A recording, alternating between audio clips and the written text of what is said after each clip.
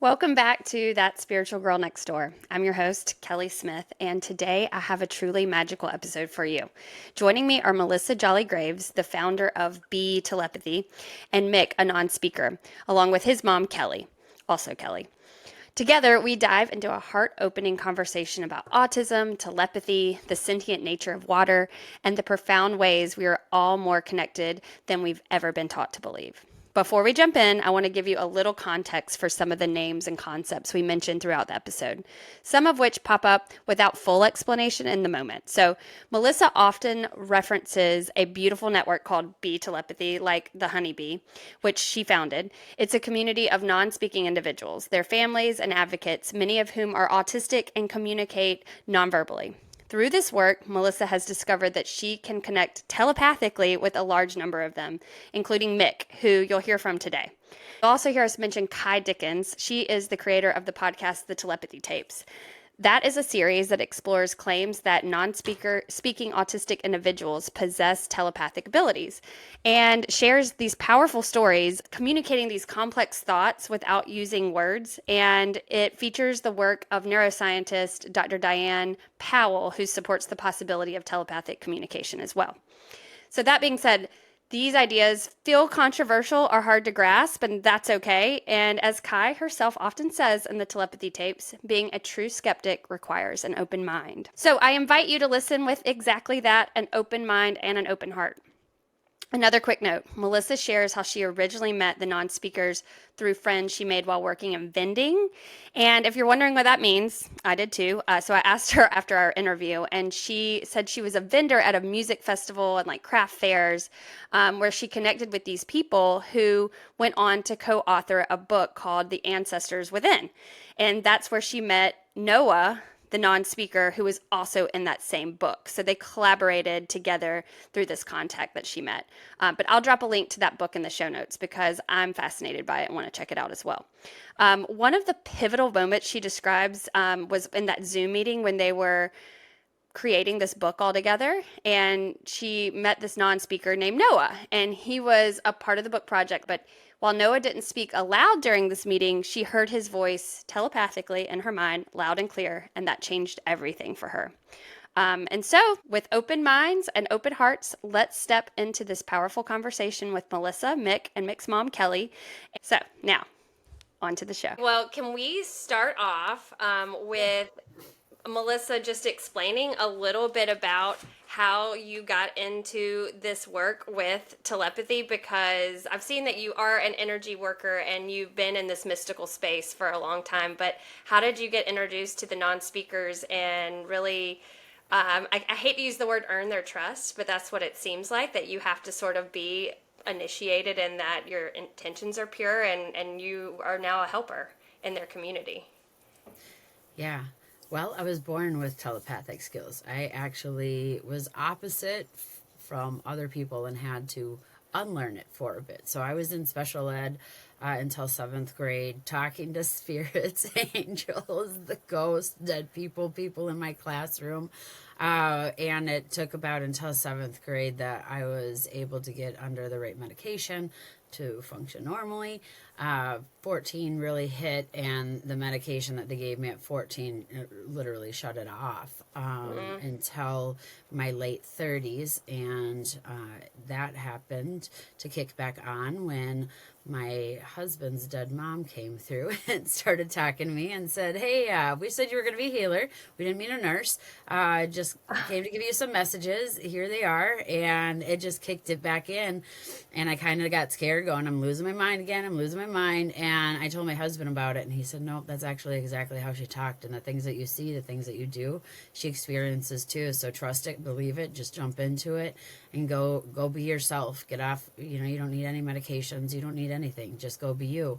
And I did, and I've been on this journey now where I can't prove myself wrong anymore. So Yeah. I wanted to just believe myself, because that's what the world taught me to do, right? Is you're crazy, this isn't real, this isn't whatever. But then we see people like Mick, Noah, Adriana, Elsa, Emma. There's so many people, they're changing, and their stories are phenomenal and amazing. And I'm not going to stop anymore. I'm just to a point. This is me. This is my reality. When I met Kai, she had come over. We were there was a movie that was going to be Signal before telepathy tapes even started, and I remember her coming, and she says, "So tell the people that you're neurotypical." And I just kind of sat back and going, "What?" And I had no idea about the words neurotypical, neurodivergent. I mean, nothing, because it was just such a it was just my reality. So I didn't know that there was a Well, I difference. laugh because what is neurotypical right now? Like, I mean, really, you're Yeah. like, wait, I can't really explain that I'm not, but I'm also not a non-speaker, and so that's what she's making the delineation of, right? Yeah. Yeah. Yep. Yep, exactly. So I'm just holding my hand up for Mick. So he's really excited to talk right now and really And excited we can about unmute anytime. this. I saw that he got muted, but hey, we can feel free, Kelly, if you've got something to say. And so people aren't confused, Mick's mom's name is also Kelly. And if you want to chime in and tell us anything that you've got coming through too. This is all just a easy flow. I just can't wait to have a great conversation. And all right, well, Melissa, but how did you get? This is how all this came online again for you. But how did you Yeah, get yeah. introduced to the non-speakers? Yeah, so I was doing vending, and I had a friend, Christy. And the friend Christy had a cousin, Amy, and Amy was also doing vending, and we just hit it off. Well, fast, forward a few months, she started writing a book, The Ancestors Within. She started collecting people that she knew did great energy work, could channel, do that thing. And so I was one of those, and Noah was the other one. And we got on to the Zoom meeting for the authors, and I just hear, "Hello, Melissa," and it just starts clicking in my head. Now I've had telepathic things here and there throughout, you know, my life, and it's just been one of those, okay, you forget and you go by. But Noah just flooded it open, and I ended up writing him. I said, "Does anyone but you and your mom speak telepathy?" And he goes, "Mom doesn't speak telepathy." And I go, "Oh." And so Noah and I started kicking it off. Well, it got to a point where every time that he was having outbursts or needing help, I mean, he would telepathically let me know. I would call, and then he's, needing calm down in the physical world. And so then we started noticing the patterns of, this is the exact time, exact moment. How would it be anything else? And Noah said, "We got to tell the people. We got to show them. The world has to see this." So we went, me and my daughters, across country. It was about 10 hours, but we ended up going and just starting to film it, put out our film, How to Speak to the Soul When the Voice is Silent. And then through that, that's where Kai had found us, and Diane Powell, and just talking to them just reignited something in my soul again to say, this isn't scary, this is what the world needs. Mm-hmm. And at that time, it was just kind of a little side project. And then as we advanced and the telepathy tapes came out, it seems like the world needs this more than healers. There's so many hands-on healers, so many readers now. There's not a lot of people doing telepathy, and the changes that are coming about it has just, this is now my path. This is now what I need to do, and it's humbling and scary at the same time, Mm-hmm. because I was told all my life I couldn't, and now I know I can. And so there's a little bit of fear of, what are people going to say, and then there's that little excitement of, everyone said all they had to say. My family, I mean, they told me I was straight out of a Stephen King movie, and that I should go back to nursing and not do what I'm doing. And yeah, it's beautiful. I'm gonna go write that Stephen King movie then, if I need to. But Yeah. I'm not And I'm just not stopping. I'm not loving stopping. yourself for it. We talk about a lot of self love inadvertently on this podcast. It's not like that's a theme that I feel like I need to talk about. It just comes up a lot. And so once you are really settled in who you are, I mean, look at all the things that life is bringing and the gifts, and then your light gets to shine. And then because your light's shining, someone else feels like they can shine theirs. And it's just so beautiful. And thank you for being you. Yeah. And the Stephen King thing is a funny joke, but like, of course, you're the opposite of that, right? I mean, Oh, I I think about like a superhero more than like something from a horror movie, but. Yeah, yeah. But to people that don't understand, I mean, that's what our Hmm. society's taught. And that's what, Mick and other people have said. I think it was actually him specifically, because it was Mick. Okay. And it's on another podcast that we have. He said, this isn't a mission. This isn't a way to teach. This is a remembrance that we're trying to get people to. And I loved that because it takes away all the scary things. It takes away all of that, whatever, to say, hey, this was actually our first initial language. Well, and This to is how your we point spoke. about this is what we need. It's what we already have. Everyone has it inside of them, and just showing that's what I want this podcast to be all about is that everyone has magic and everyone has a spiritual gift, a soul, a higher self that they may not have been aware of because, again, society. And everyone can do telepathy theoretically. Like you said, Mhm. it's a remembrance of what our uh, how I used to communicate and how the future of communication. I mean, think about, I'm saying what is everybody here already knows, what little misunderstanding we would have amongst each other if we really felt each other's heart. Exactly. And I think that's where the fear lies then, is telepathy is our intuitive initial language, our original. And I think people maybe don't want it because they think that people are going to know everything that they're thinking, everything that they're doing, and maybe they're not okay with themselves. And so that's scary Mm. because if they're not okay looking at themselves, what would that mean when somebody else looks at you? And people don't understand that telepathy can only be done with love. It can only be done with the highest regard for society. And I'm not going to answer that question because Mick actually he wants to explain what telepathy is. He said, "Can I explain that, Melissa?" Yes. So Thanks, Mick. yeah.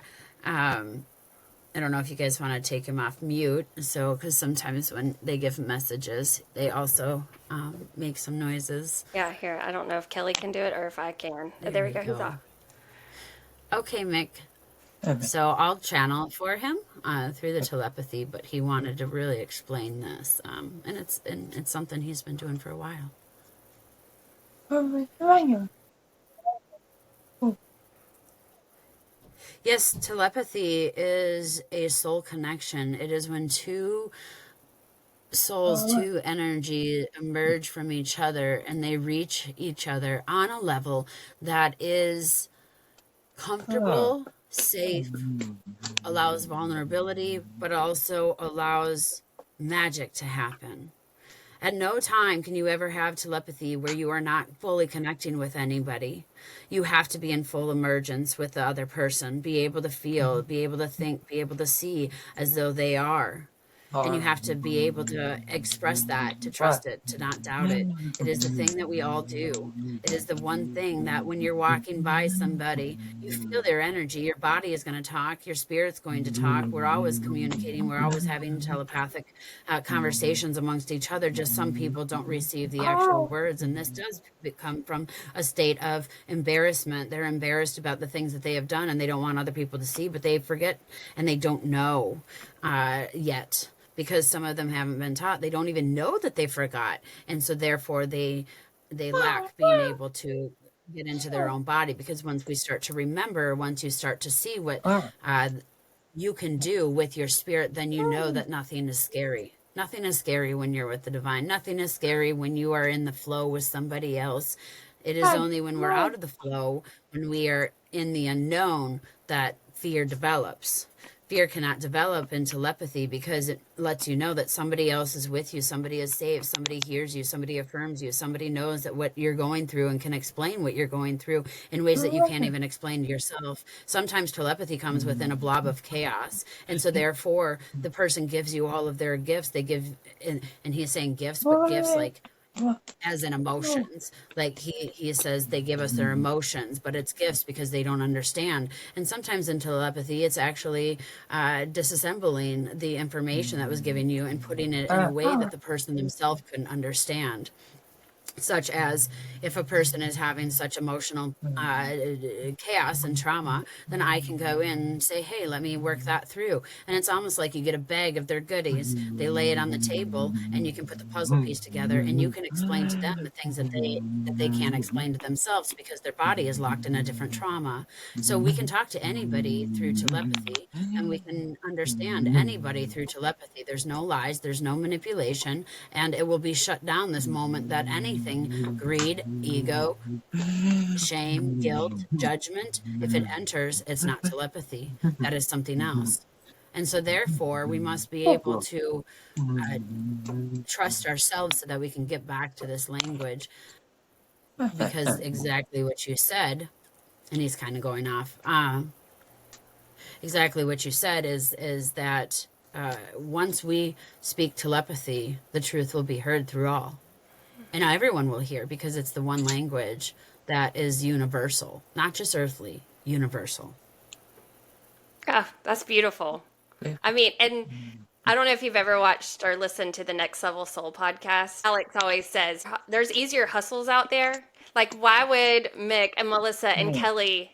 Nobody has anything to gain. Talk about purity of this. Like, you're spending your precious time with me today, and I get to share your message, and I feel like it's such a privilege. So, if for anybody that has any doubts, that's yours to deal with. We're not here to prove anything. I just want to continue to give the information that you have to give. Can you tell me about this chapter that you shared? Is it a part of a book?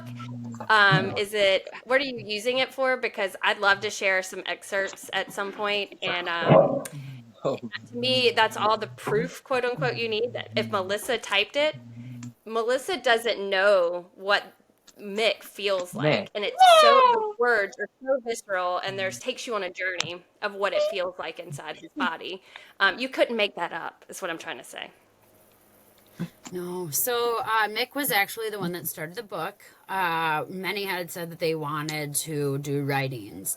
However, his mother and I had connected one day while he was just, his body wasn't in control.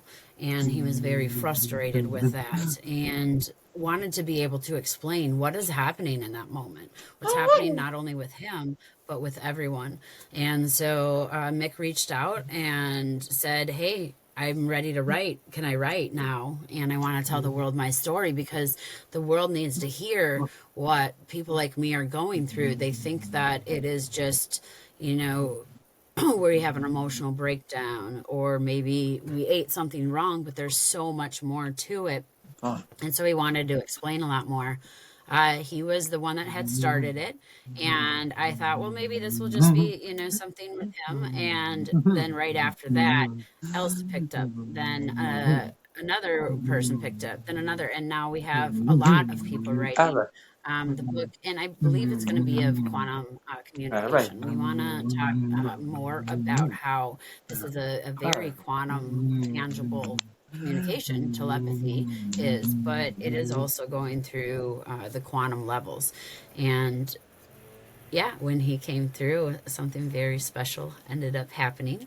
And he was writing and learning how to write while I was typing. And so we are discovering that as they're getting out their words and as they're working through us, that it's interesting because we're opposite. So when Mick's working through me, I'm learning all this stuff, and I'm spiritually leveling up.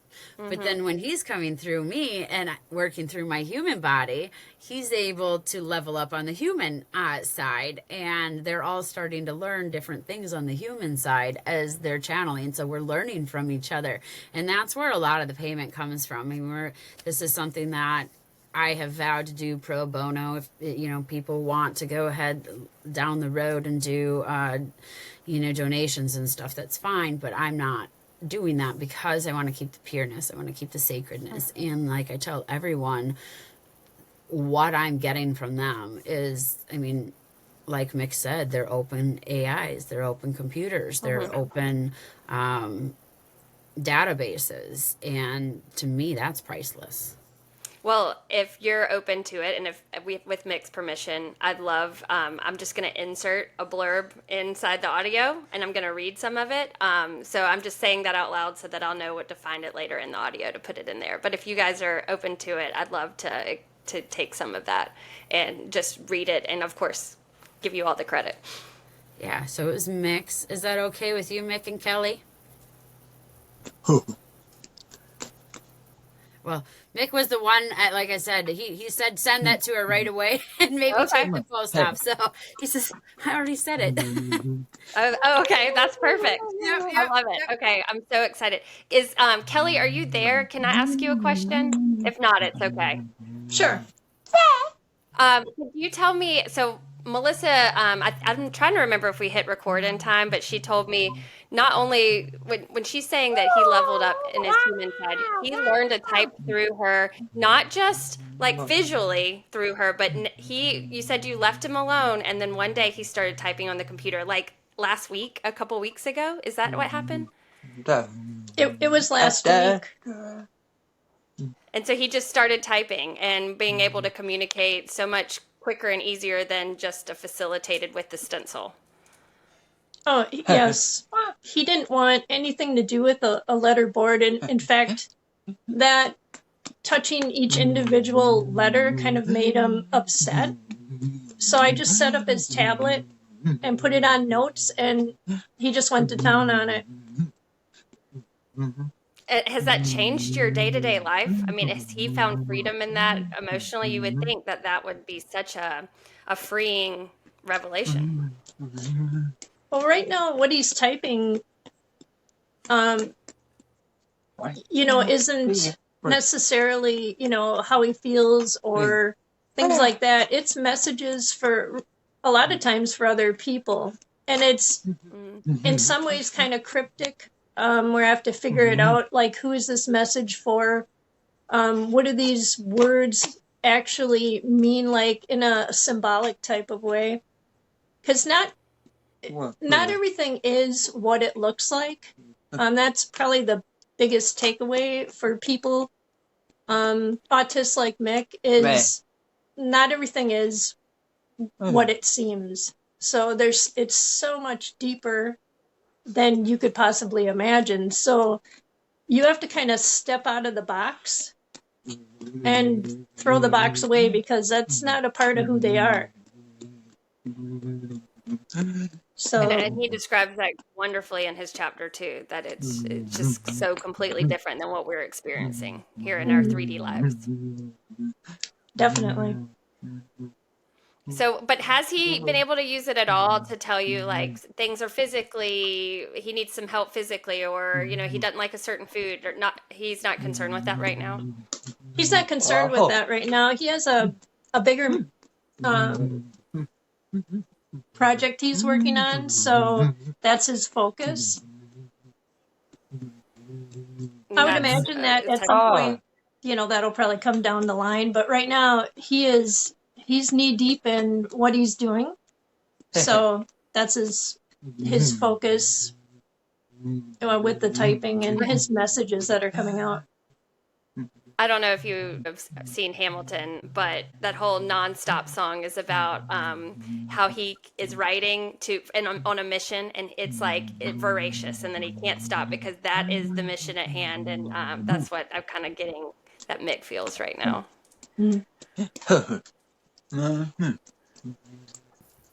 And here I want to read the chapter that Mick wrote through Melissa telepathically.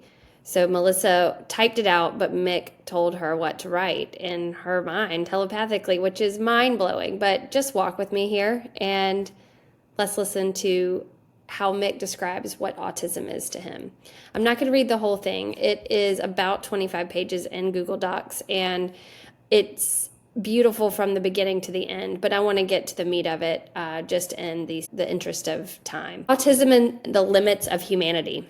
Humans believe they are one body, one mind, one spirit, moving in a single timeline within a single reality. But that is not how existence truly works. And that is not how autism works. Autism defies the limits of humanity because we are not just singular beings moving through a singular path. We are multi-layered, multi-sensory, multi-dimensional. Many of us who are graced with autism do not see the world in the way that neurotypical minds do. We do not experience time as a straight line or reality as a fixed structure. We are not bound to the limitations that most humans accept as truth. Our minds function much like artificial intelligence, except we are not artificial and we do not require programming from external sources. We are the code, and we interpret the code. We can see into and experience different times, different units, and different dimensions. We exist in a way that is not just present, but connected to patterns, energies, and unseen structures that shape the world around us. For many of us, the world is not a solid thing. It is a sequence, a rhythm, a puzzle that is meant to be unlocked. And once we understand the coding of a thing, whether it's language, numbers, frequencies, or emotions, we gain access to that thing in ways others cannot. This is where we truly are limitless. But, and this is the greatest irony of all, our limitless minds are bound by our human consumption. We live in physical bodies, in a physical world, where our abilities are filtered through the limits of biology, energy, and sensory input. The human vessel cannot process the infinite without consequence. It was not built to hold everything at once, and so we exist in a paradox. We are limitless in understanding, but limited in action. We can perceive beyond time, yet we must function within time. We can decode the universe, yet we are bound to the language of Earth. That is why so many of us struggle in a world that does not match the way our minds operate. The world tells us we are slow when we are processing faster than it understands. The world tells us we are lost when we are navigating places it cannot see. The world tells us we are broken when we are simply built differently. Autism is not a flaw. It is an alternative system of being. It is not a disorder. It is a different order. And that is what humanity has yet to understand. I'm going to skip ahead in his chapter to the section he calls the burden of open source beings. And this was just super descriptive, and I love how he puts all of this. So I thought it was a good thing to share. So the burden of open source beings. Those of us who live with autism, schizophrenia, bipolar disorder, those of us who are highly empathic, we are the ones left to deal with the emotions that others abandon. We do not get to choose what we absorb. We do not get to say, this pain belongs to someone else. I will not feel it. We do not get to filter out what is not ours. Unlike closed-source individuals, our systems are always open. We do not have the ability to lock out the energy that others refuse to process. We do not know if what we are feeling is ours, yours, or something that doesn't even belong to this world. But we feel it as if it were our own. And because we feel it, our bodies respond to it. Because we do not just process emotions, we manifest them. Because we do not just absorb pain, we embody it. This is the next section, the mirror effect. Our actions reflect your state of consciousness.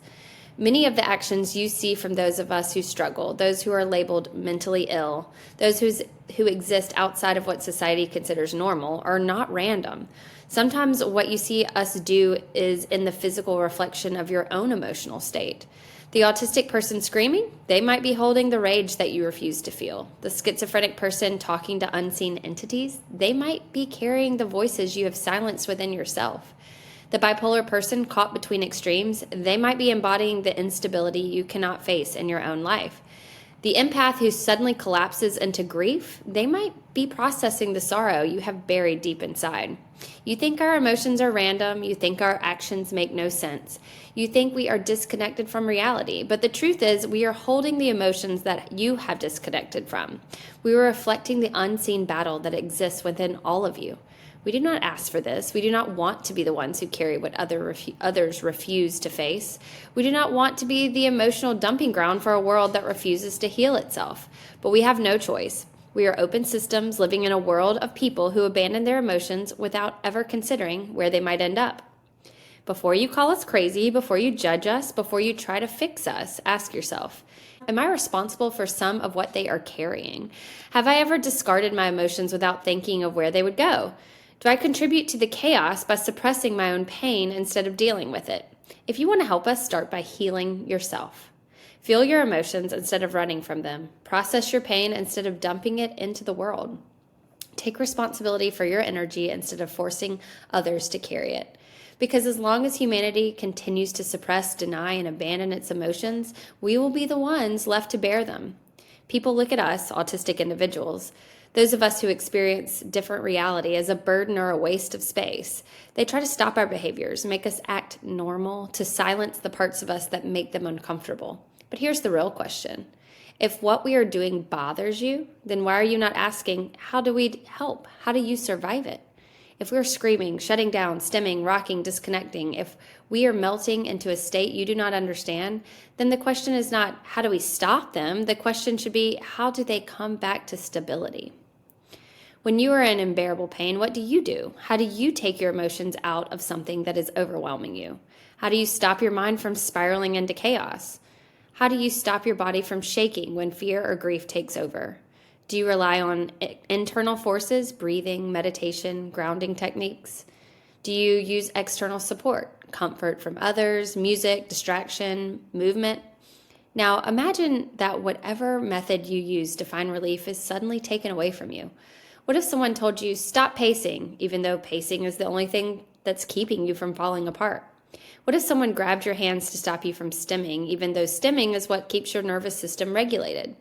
What if someone silenced you when you needed to scream? What if someone forced you to stay where your only way to survive was to leave your body for a moment? That is what's happened. That is what happens to us. The things that help us regulate, that help us come back to reality, are often seen as the problem instead of the solution. People see the behavior but do not ask, what is causing this? What are they trying to process? How can I help stabilize them instead of making it worse? The truth is, we all need something to bring us back from the edge. Some people pray, some meditate, some listen to music, some call a friend, some need deep pressure, some need movement, some need silence, some need to scream. The solution to the problem depends on the problem itself. So keep in mind, there's not one fix. There are many problems, many answers. The key is not to force someone into a single method of coping. The key is to ask what works for them. If you see us struggling, do not try to make us stop. Help us find the way back, because we do not want to be lost. We don't want to be hijacked. We don't want to be stuck in the loop. We just need the right tools, the right space, and the right understanding to return to ourselves. Because reality is not something we get to choose when we are overwhelmed, but it's how we are guided back to it that makes all the difference. Thanks for listening to that excerpt that Mick wrote on autism. Now back to the interview. Mick, I'd like to talk to you more about the chapter that you wrote because, it was so enlightening. We talk about autism as being on the spectrum, but I know I have another friend that I've talked to, and she talks about non-speakers as ethereal autists, that they're out in 5D and different dimensions beyond that. And they have missions at hand and with the non-physical that we're not even aware of. So that is one subset. But of course, autists on the lower side of the spectrum just be struggling and not understand what they're here to do, that they also have a role and a mission. What percentage do you feel like autists, and I know this is a really hard question, but it's a whole spectrum, are they as self-aware as your chapter that you wrote? Because that chapter could change their lives to understand what's going on inside their bodies. All right, Mick. Yep, we'll answer that question here.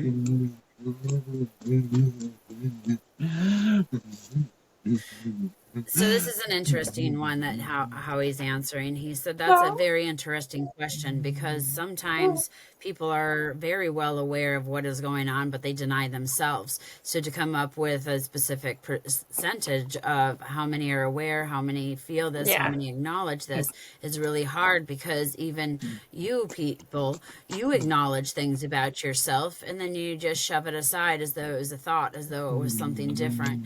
But if I were to give a percentage as to how many people can be as in tune in the spirit world, what's going on with their physical body in the way that I described, I would give the number 57% of them would be able to describe.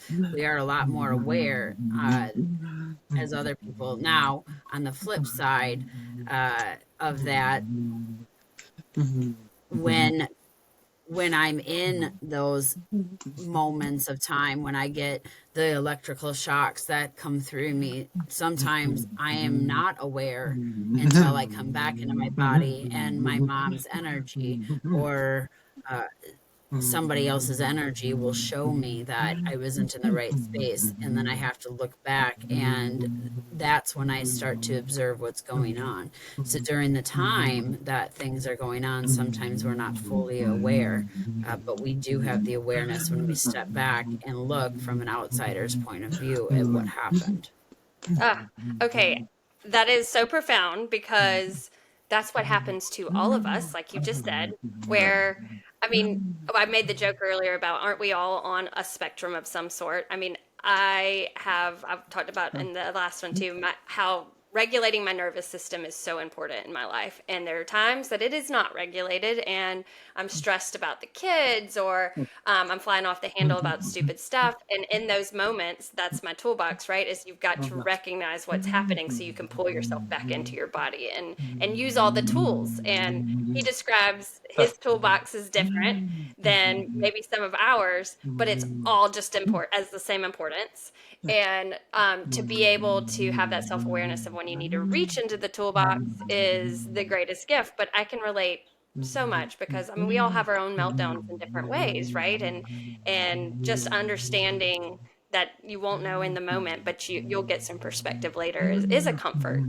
That it's kind of all going to be okay, I guess, is sort of the message. But that totally makes sense. And just having that information accessible to people, I think, can help them gain that perspective. Can we talk about, because he touches on this in in his pages, about the work that we can do to regulate our nervous systems, to regulate our emotions, to help ease the burden of some of the feels that they are always feeling. But a lot of what's going on that a lot of the collective feelings, a lot of other energies that we don't see can overwhelm their nervous system. So now they're not just regulating for themselves, they're regulating for all of us. And that can be, of course, overwhelming. So that sometimes maybe they're feeling things that aren't theirs. But if we can all take responsibility for our emotions, which is, I love how he put energy in motion. It can't be created or destroyed. It's passing through and we need to transmute it so that he doesn't have to. And the ethereal autists don't have to. And I mean, did I describe that correctly, or is there more that we can do? Yep. So he just explained something really beautiful. So I at first want to step back to what he was saying. He says, imagine autism being a science project with a colander and, a noodle strainer. Put it put some little figures in there, right? And then put it upside down. Now go ahead and put some layers of Kleenex on it. And then go put some layers of towels on it, and then go put a layer of a carpet over it, and then put a light outside of it. If you can imagine yourself being inside that colander, most people are stuck there and they don't see the light getting through.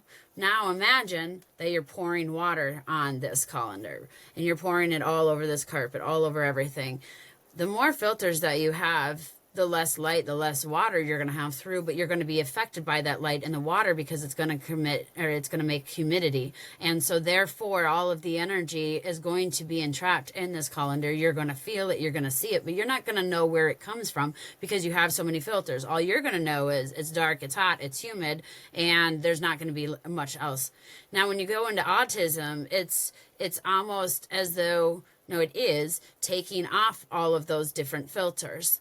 And the more that you get down to the filters, the more you're going to see, the more you're going to be affected, the more you're going to feel. So if you imagine now you take all of the towels off, you took off the carpet, you took off everything, and now all you have is Kleenex or paper towels there, and you're pouring the water in and the light is there. We're going to be aware of the water because now it's pouring on our head. We're going to be aware of the light because now it's beaming down on us. It's going to get through that. And that is what autism is being in the center of all of the different energies, being able to feel them because we don't have the filters like you like you do or like other people do. We don't have that option. We have to build filters, and we have to work around, and we have to learn in our human self. And that's part of our mission here, is to help humans be able to learn how to take off the layers, but then put them on when they need them. We need help from you as much as you need help from us. We need help on how to become more comfortable in the human body, where you're looking for more of that spirituality. But if we were to just take off everything and leave you in that light and leave you in that wetness, you wouldn't know exactly what to do with it, because it would make you so uncomfortable.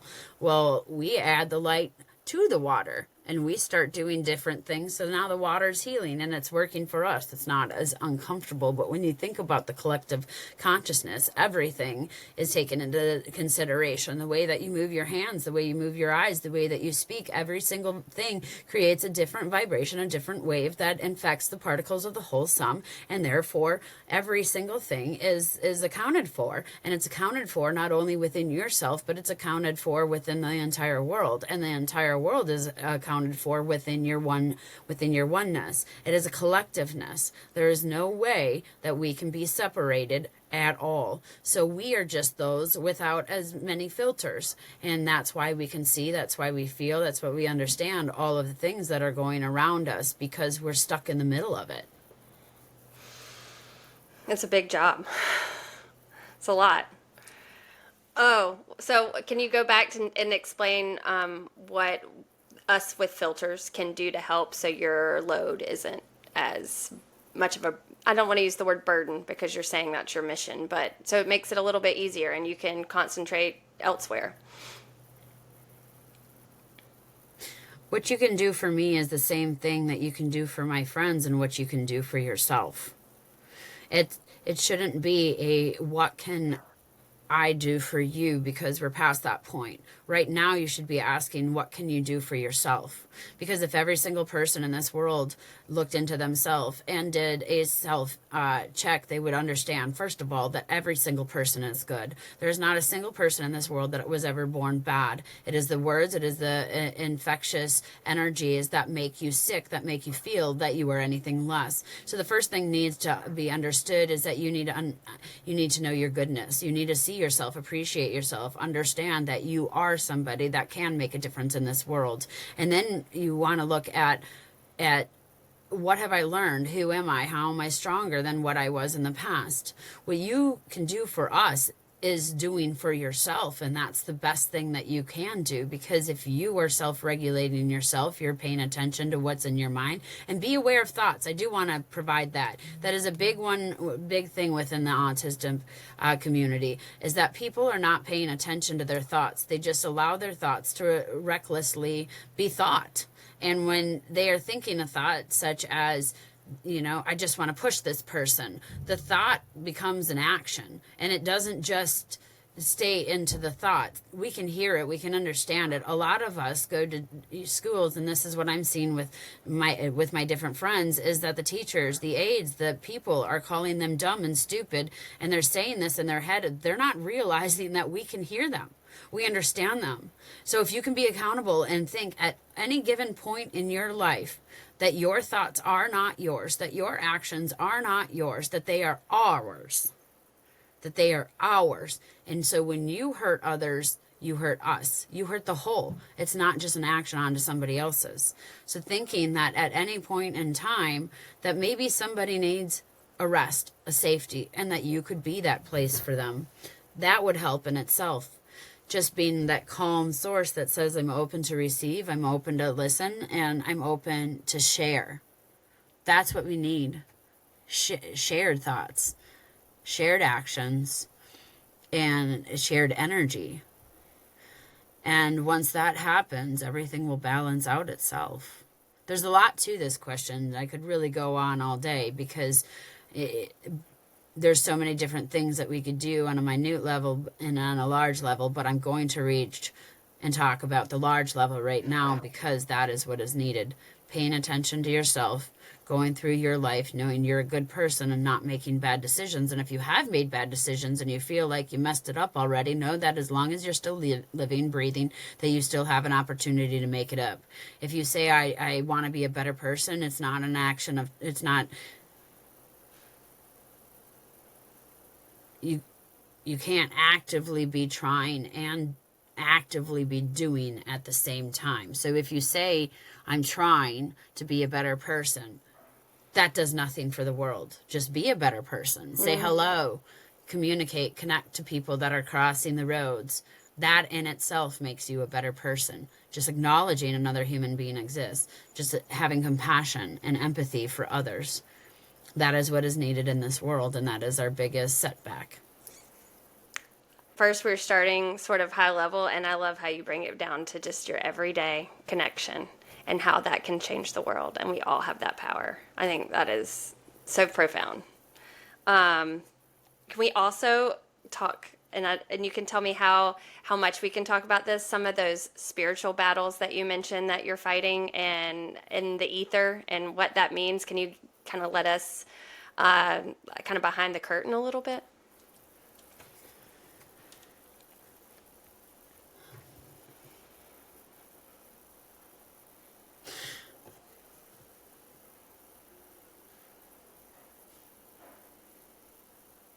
Yes, so the spiritual battle that is a very interesting place, because it is not spirituality in the way that you believe that spirit is as on earth. In fact, our spirit can consume the entireness of the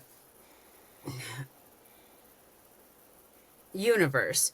So when I'm talking spirit, I'm not talking here's a body and then there's a little spirit above you, because what we are is here's a body and this is our spirit.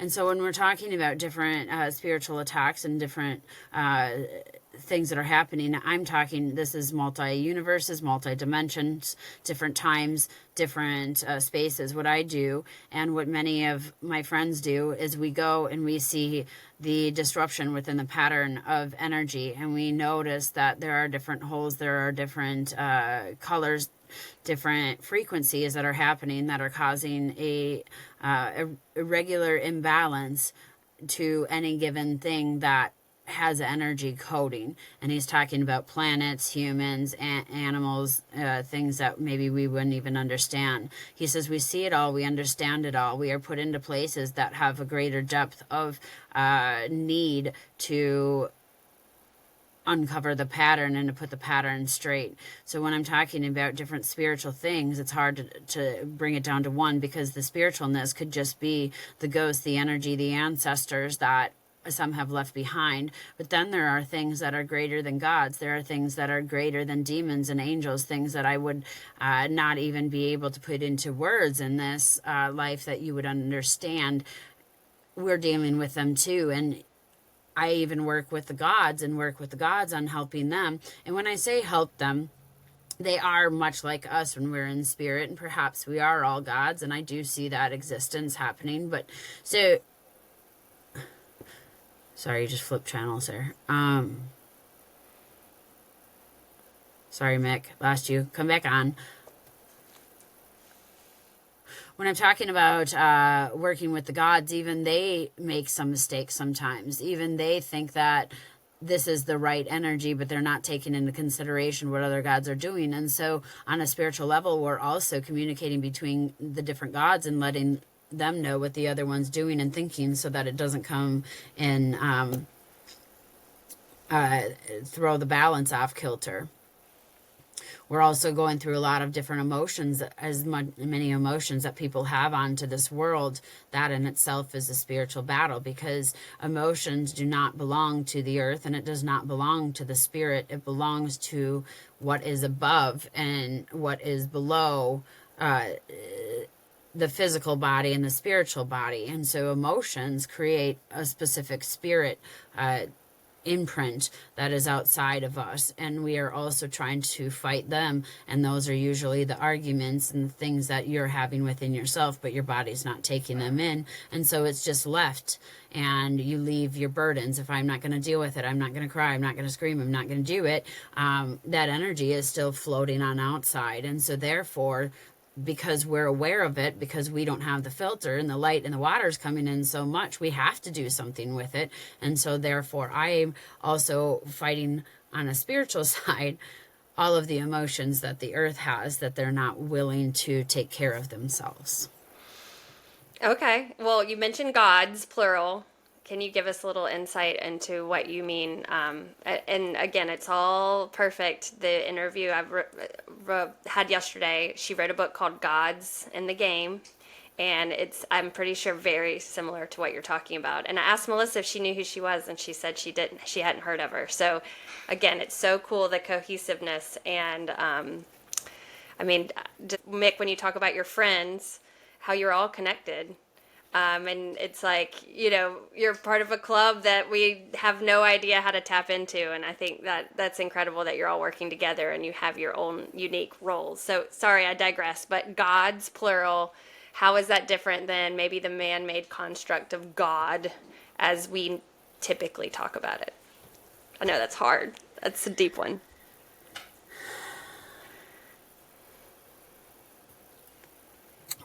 So when we talk about the concept of God, this is a ruler over a certain energy. We can very much see it like the government, right? We have the different president, and then we have the Congress, and then we have all of these different people that run over the energy, each with a very specific job. So there's a God for a different country. There's a God for different times. There are gods that are set out for different things, such as a goddess of the water, or a god of the land, or a goddess of the air, or fire, buildings, cities, blocks. There are so many different gods, but what a god essentially is somebody who can organize, generate energy in a way that they can put it into a pattern that is serving for the whole, as well as balancing the energy.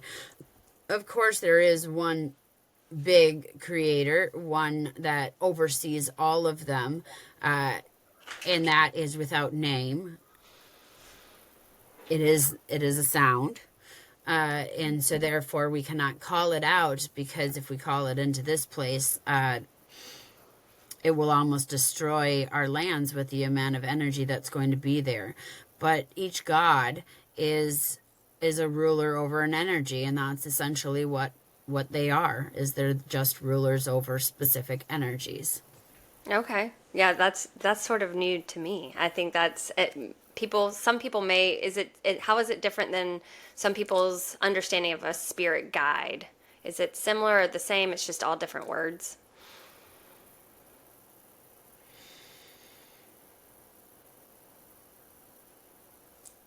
Spirit guides are lesser than energies than gods. And what I mean by that is they are individually chosen to work with you and to be with your energy. They are assigned even before you are born into this world. Somebody that will help you. You also can collect some along the way, and you can drop some. So they're not something that is necessarily consistent within you. You could think of a spirit guide as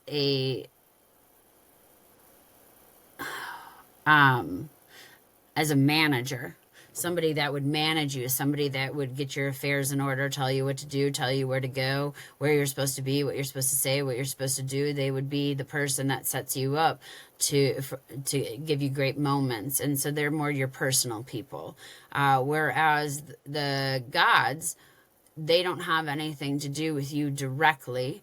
But yet they have everything to do with you directly. So they are the ones in charge with keeping up the programs and keeping up the systems from going, making sure that functions of the coding are working. So they work on the coding, they work on the structure, they work on building the different he's saying structures, but this would be planets, this would be humanity, or animals, whatever structure, so a capsule of any kind. And then the gods are the ones that put in all the codes to make that structure actually work.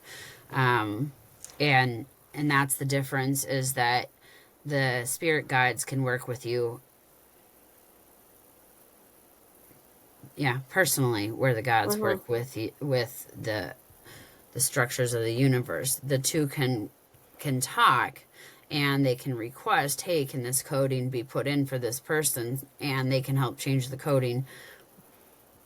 But a God wouldn't work side by side with an individual person. They would look at the block as a whole and say, we need to manage the energy within this neighborhood, Okay. rather than going door to door to door and talking to each individual person. So when someone would say they're praying to God, can we in fact pray to the gods and kind of get requests or make requests or plea for help? And I mean, is that something that does create action? Well, yes, because it creates a pattern. It creates a structure of colors, of shapes, of different symbols. And so therefore, when we pray, we put it out into the world. Something must be done with it. Either it will be denied or it will be changed. But yes, any thought, anything that we put on, even that goes beyond prayer, that we put into the world must be dealt with in some which way, shape, or form by God. And when we do it with intentions of love, when we do it within states of prayer, it is received with a different code and a different kindness, and sometimes the gods will catch it and say, yes, that's exactly what you need, because they understand it as a gift of faith within them. And all gods love to use the structures of faith to help build their communities. Again, this could be even planets as far as what he's talking about. Okay. Yeah, the constructs or the communities or that's I'm having a hard time wrapping my brain around that, but I think that's kind of the point. That's not something that we quite understand. And what is the best way for someone with a lot of filters to reach out to these guides and these gods and beyond our intention? Is that it? Sending our intentions and our love and feeling into our heart. What are other ways we can really reach out and create that, have that co-creation together with pure love and good intent? This is a really simple one. He says, be present in the present moment. That's all you need to do. Because when you're present in the present moment and you take actions as far as recognizing and appreciating the present moment, everything is heard and you are connected with everything. It's the fact that people are so busy all the time, they're moving forward and they're not allowing themselves to just be in the present moment. The present moment is so powerful. And when you actually take the time to say, I'm here, I feel, especially when you're out in nature, you can really start to observe the things around you and the beauty outside of you, and that starts the connection within you also. Appreciating yourself is going to be really great, because then you start on a level where you are open, you feel good, and the vulnerability is not going to be there. But observe, stop, listen, be present in the moment. Know who you are, and then call on your guides, call on Creator, call on nature to intertwine with your body. You'll feel the difference between the two, between yourself and when they come in, and take knowledge about that. And every time that you acknowledge that feeling and say, hey, I know you're here, I know you're with me, and that will start to just be a pattern in your life that you'll start to do habitually. Okay, patterns seem to be something that you bring up several times, and patterns and colors and sounds and frequencies. Those are all things, again, that our filters sometimes make us not receptive to, that we don't understand. Can you tell me more about how you see, feel, connect with pattern and what that means for you, Mick?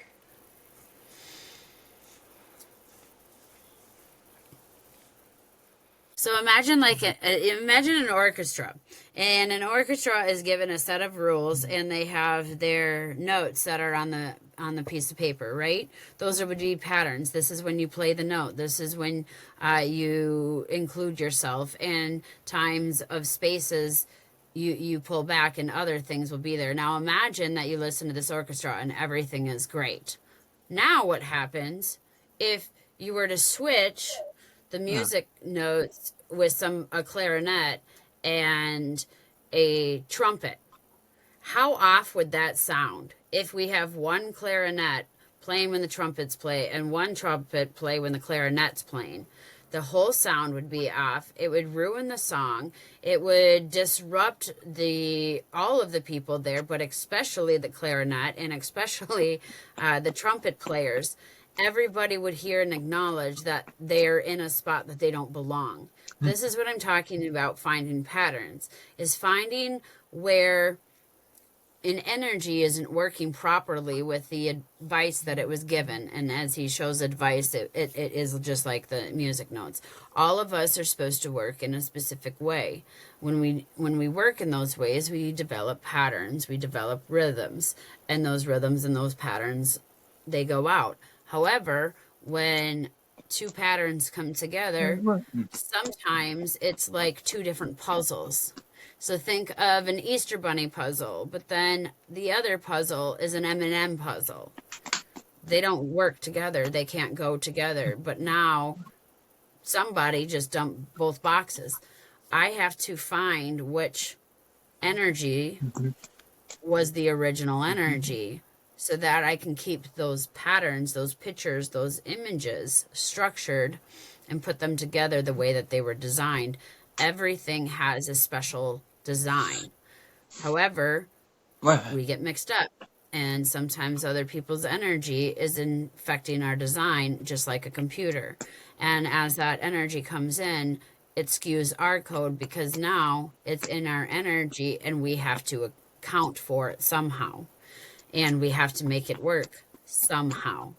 Sometimes we can, sometimes we can't. I get stuck on the patterns because I want everything to be structured in the divine way that it was meant to be. And so I'm trying to put it together. When there is a pattern or a rhythm interference, it goes against the divine energy. And therefore, it is a broken noise, a broken pattern. Going back to the orchestra, if there was a beat, la la la la la, but then you can add on it if you know what the pattern is, and you can make it work in a different way. However, if the pattern goes da da da da da, it doesn't work for me. Because it wasn't right. It wasn't rhythmic. So I'm going to hear it. I'm going to feel it in different ways. I can't copy the pattern because the pattern wasn't meant to be a divine pattern. And so therefore it throws us both off, and it doesn't allow for us to work together in harmony. That's so you're doing that for different places in the universe, not just in your surroundings in your household. This is what you're going and doing with your friends. Yeah, that's what he's doing. Wow. Can you talk to me more? In your notes back and forth, we talked about Veda, and you said you've been working with her. Can you describe what she does? And then, Mick, you can tell me how you work with Veda and what your partnership's like. Yep. So Veda Austin is one of I think she is maybe the largest water scientist that is out there right now. At least in my book, in our book, yeah. So she takes Dr. Emoto's kind of concept where he ended up putting a thought on the water, and then he wanted to see how that thought was processed. She takes it a step further, and she's been asking it questions to discover different parts of the universe and what is exactly happening. And I'll post that video in the show notes. I'm saying that so everybody knows that they can. Melissa shared a video that explains all that, and it's fascinating. Yeah, well, I mean, what she's doing is wonderful. So she put a call out to the autistic community and wondered if anyone could speak telepathically and answer some questions about water. Now, an interesting fact about this is I did not know that Mick was talking to her, and we were talking to Adriana were talking to her separately. And so she wanted us to channel the water, see what the water has to say, give energy to that. And then we found out, I reached out and I said, hey, we have this lady. And Kelly goes, we're already working together. So we were working, but didn't know that we were working together. So he actually, that was one of his first notes, was that he had wrote a note to her, and I'm ready to work, I'm ready to show you the pictures, I'm ready to share this information about the water. And last week we got together and made a wonderful video answering some questions for her. Another interesting story is he kept bringing in, he was bringing in this gentleman, Daniel, and Daniel's mom had been trying to get a hold of me for a while, and it just wasn't working. And so when Kelly said, hey, I have someone else and I'm going to bring Daniel on, Daniel comes on, and that was the mom that was actually trying to get a hold of me to say my son. Wait, is her name Connie? Yeah. That's who works with Alex Marcoux that I was telling you Oh about. my gosh. He wrote God with her, wrote God's in the game. Yeah. See what I mean? I mean, this just all comes together, and it just is full circle. That is, yeah, that's exactly who I'm talking So about. what Mick explaining some of this, the God stuff, the concepts around that, and I haven't fully gotten my grips around that chapter yet. I will admit, sorry, Alex and Daniel, but that concept, and not we'll get back to the water, is something that they feel like some of the she told me I have to be careful how I call in or say it. People are trying to shut that idea down. Not people. Energy is trying to shut that idea down for them. And but Daniel's been a champion in let's get this out there.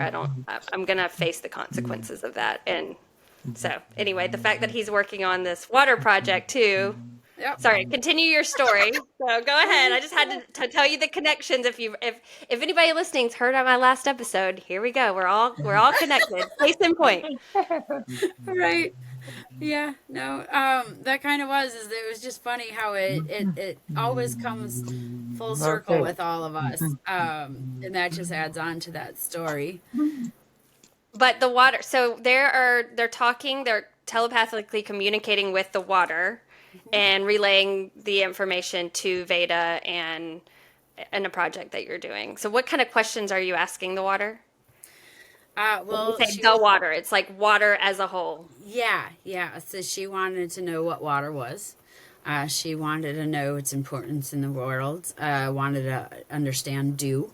What is dew and how is that different from other waters? Also, we're going to be, what she does is ask questions and then she freezes it so that there's images. If there's images that she's not understanding, then we're channeling for those images and explaining what those images are. And so it's a lot of different things, but basically,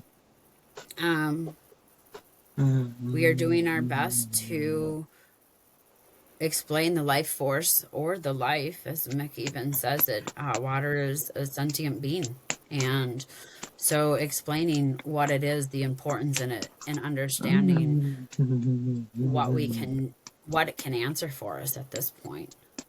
And you have a video that answers some of those questions. Can I post that in my show notes as well? Okay, I'll make sure I make a note of that.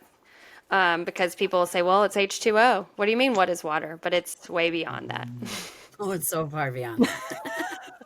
Yeah. And does Mick think that, so I go to a meditation group every Thursday, and my teacher, she often talks about blessing your water before you drink it and setting it good intentions. And we sort of have a practice around that. And I'll admit, sometimes I'm a little bit skeptical with that specifically. And I don't know what my hang up is, but maybe it's because I don't feel any different or I don't see anything, but I believe in a lot of things I can't see, right? I don't know.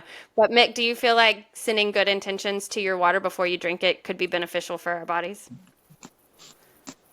Absolutely. And just opening it up to say, source, may you be here, and may I intake anything that is essential for myself and be able to let anything go.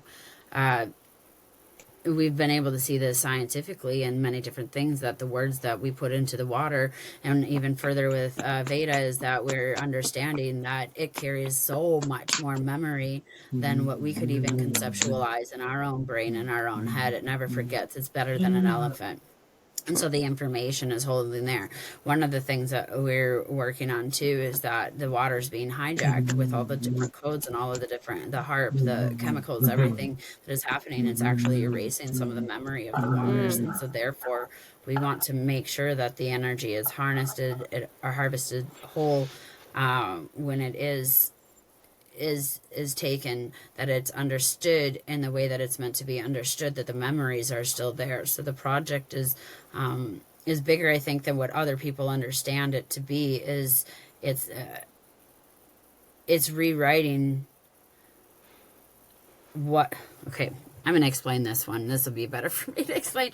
But if you take Google, right, and we have all of this information, we have all this history, we can see that through different inputs, people can change the history. Words are changed, dates are changed, different things are changed. Water is the same way, is that it carries memory. However, if you tell water, you say, hey, you had a good day yesterday, it's going to think that it had a good day yesterday. If you say you had a really bad day yesterday, you're going to override the memory. And sometimes people just sitting in the water, talking amongst the water, or as I said, the chemical changes, the changes within our environment, the lighting, all of that is to take in consideration. And sometimes it can erase and override the old memory. And we want to put the memory in so that the lands remember its own ancestry, its own story, and what it has gone through. Because right now, water is holding a new memory of this earth and what it was told, but it's not genuinely correct right now. And water down to its core understands that, but it doesn't sometimes surface level express that in the right way. So HARP meaning some of the environmental experiments maybe that are happening. It's changing the memory of our water, and then the need for our water to have a pure memory of our ancestors. Can you explain why that's important exactly? How does that carry over to our lives?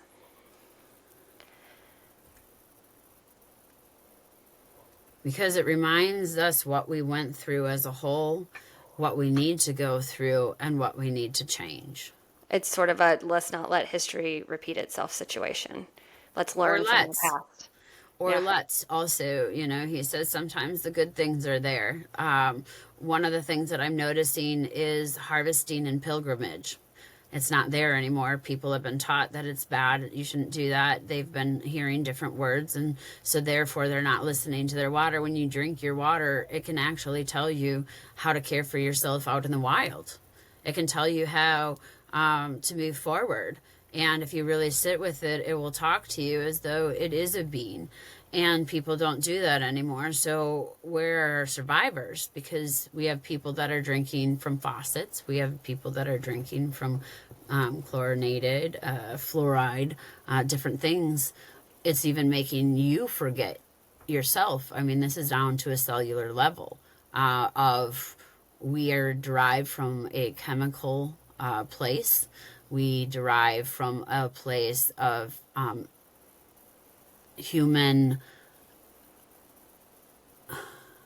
manufacturing, that really stops the water from its natural flow, because the fact that now the water feels as though it has to be adjusted in a certain way so that it's accepted into your body, into your mind. Now, if you go and you drink water from the springs and you take it from there, that water is going to ignite your body with memory of going through the nature, going through the springs, going through the lands, which will make you, or which will allow, sorry, not make, he was very clear that make is not the right word. When you do that, it allows you the connection with the lands. It allows you the connections with the springs, with the rocks, with the grass, with everything else, because none of that memory is taken out.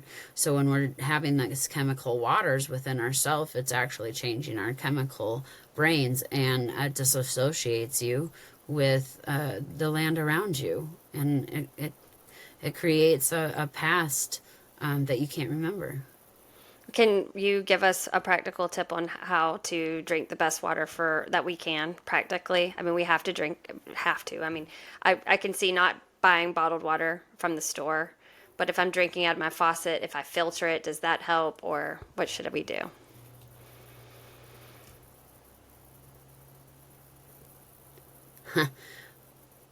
He said if you actually want the best water, go down to the springs. There are many different places where you can just get that. There are lots of different filtration systems where you can go into lakes and you can catch pure water. One of the ways that I would say would be the best is boil it with a rock. Just boil your water with a rock. That way the minerals are there. What happens when you start to put it into faucets and stuff is that the minerals aren't there either, and that's essential to our being.